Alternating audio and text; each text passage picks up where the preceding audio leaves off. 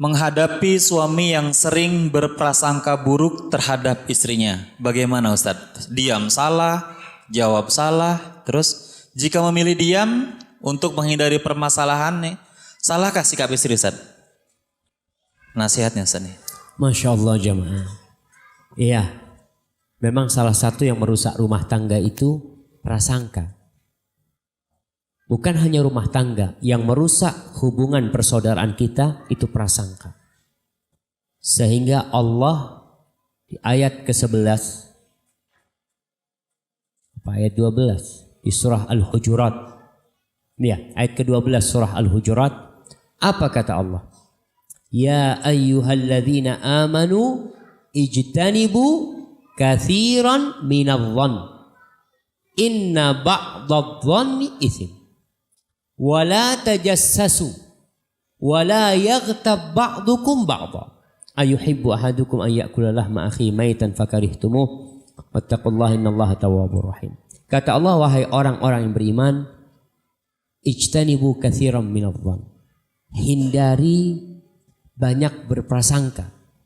Kenapa? Karena sebagian prasangka itu dosa. Artinya kau berprasangka udah dosa, tapi nggak semuanya. Sebagian prasangka. Seperti apa? Sebagian ulama menceritakan bahwasanya prasangka itu ada dua macam. Ada prasangka yang boleh, ada prasangka yang nggak boleh, yang bukan dosa.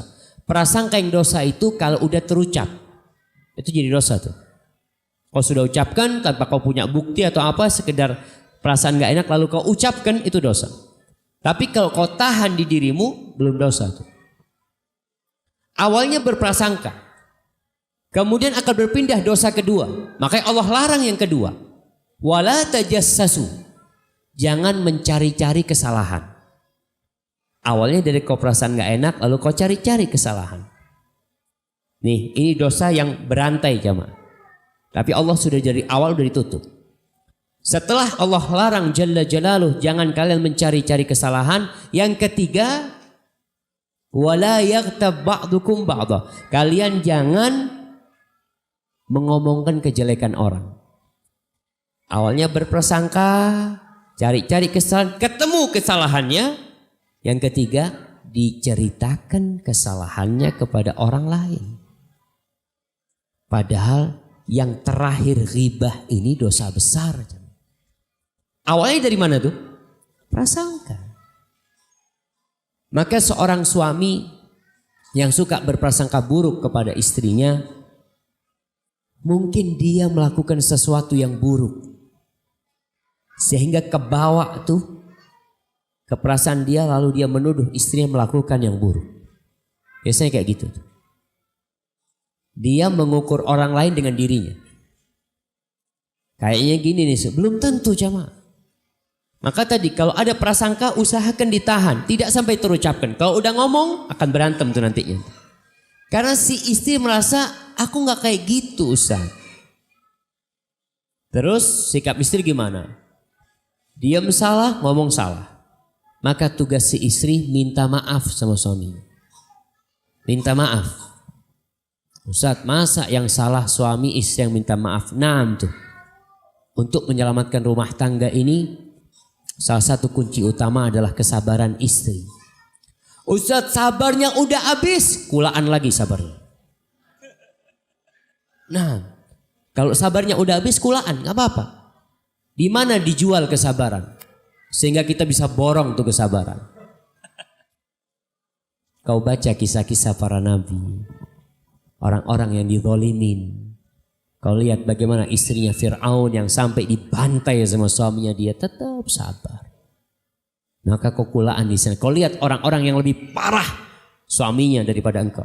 Di situ kau bisa alhamdulillah, ternyata suamiku masih lebih baik. Kau lihat kepada kelebihan suamimu, insya Allah kau bisa sabar dan bertahan.